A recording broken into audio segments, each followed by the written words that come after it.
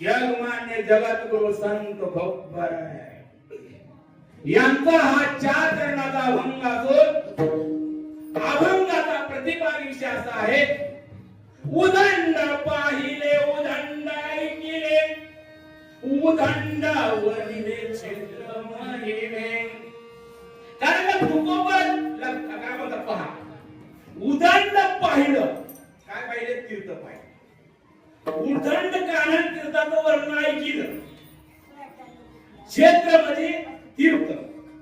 जसं आपल्या एखाद्या नावावर क्षेत्र असतं, तसं ज्या ज्या ठिकाणी देव गेले त्या त्या ठिकाणी ते क्षेत्र निर्माण झालं.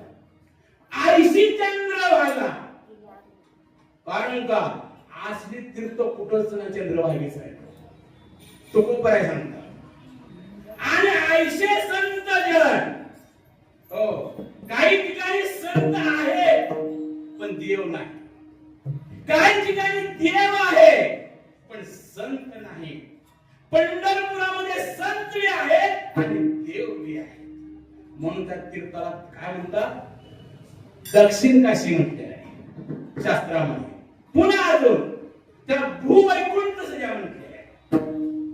अभंगाचा सरळ अर्थ आहे विठाला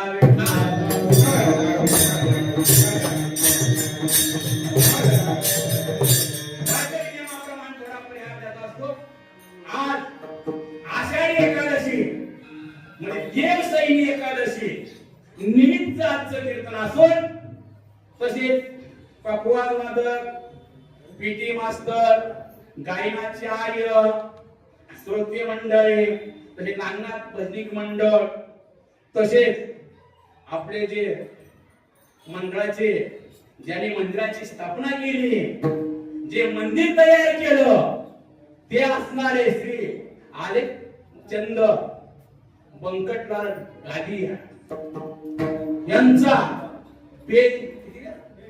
82 बरोबर वाढदिवस आहे. मी तर म्हणतो सगळ्या वारकऱ्यांच्या आशीर्वादानं सुवर्ण महोत्सव पूर्ण करणार ही लक्षात ठेवा.